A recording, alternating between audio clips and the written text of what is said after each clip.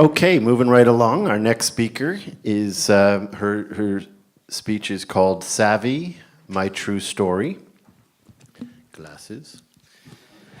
Kathleen Buckstaff is an award-winning author, columnist, performance artist, and in 2010, Kathleen created a one-woman play, The Tiffany Box, A Love Remembered, which she performed to sold-out houses in San Francisco, Phoenix, and New York. Please welcome Kathleen Buckstaff.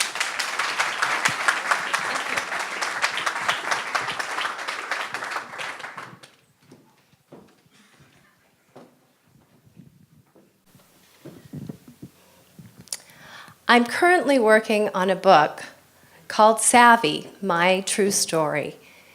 It's a collection of letters I've written to a teenage girl about my own experience at a New England prep school. Throughout the letters, I've included little bits of interviews that I've done with current college students, recent graduates, and professionals. I'd like to share our voices with you.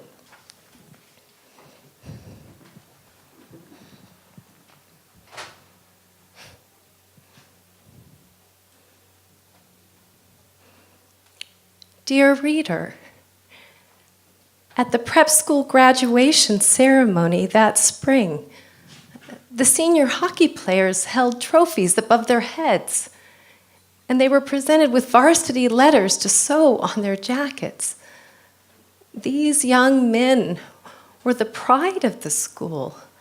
Many would be attending Ivy League colleges in the fall, and teachers posed to have their pictures taken with them. After the ceremony, the seniors left to attend parties while the underclassmen stayed on campus to study and take final exams.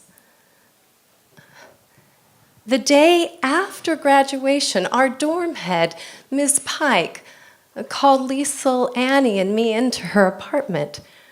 We were 16. We didn't know why we were being summoned. And then Miss Pike began questioning us about the midnight pool party.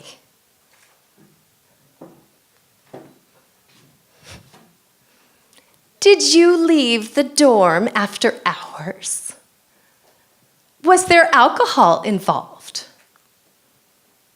And how much did you have to drink?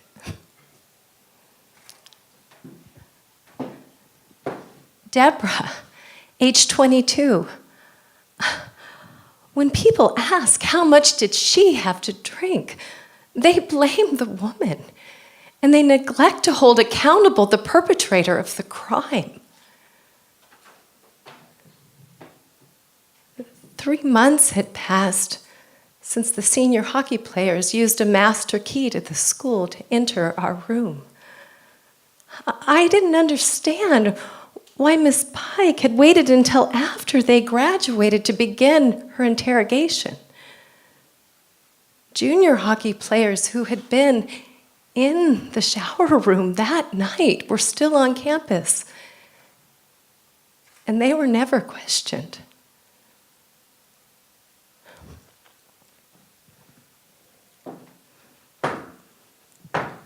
Jessica, age 25. Whoever's making the school a lot of money, like star athletes, the school will turn a blind eye and do their best to push it under the rug. After several hours of questioning, Ms. Pike decided the 3 of us needed to be severely punished. 1 week later, she presented her case to the faculty at the year-end meeting. I was later told they considered expelling us, but decided instead to place us on general probation. This meant if we broke one more rule during our remaining time, we would be kicked out of school.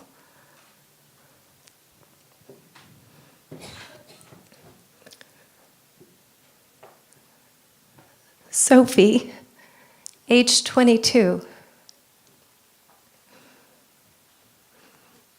people in authority handled everything horribly.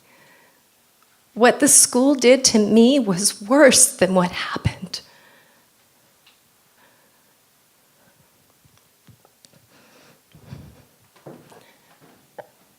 There is so much more I have to tell you, but the daylight is waning. Do I keep writing? You see, you are the future to me. All of these events are in the past, and it's over. Well, not completely over. Because the horror and the violation are still in my mind and in my body.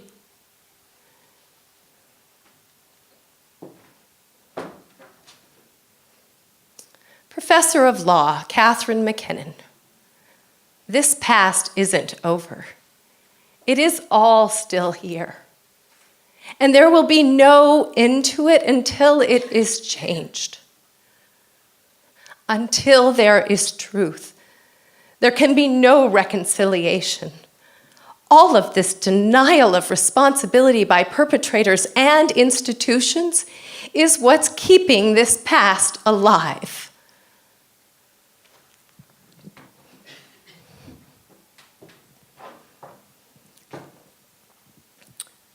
The story lives on in me. As much as I wish that weren't so. But if I can share it with you, maybe you can use it to make yourself more savvy. Know you are beautiful. And if and when they blame you or shame you, don't listen. Don't listen.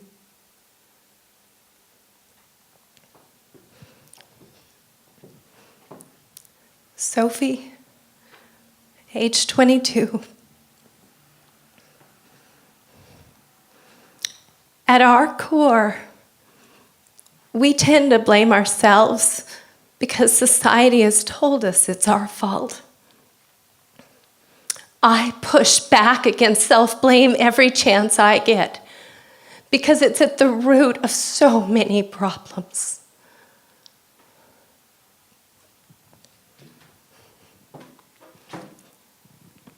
I still don't know who gave the seniors the master key to the school. A nod of approval from an adult in charge to one student can change another student's life.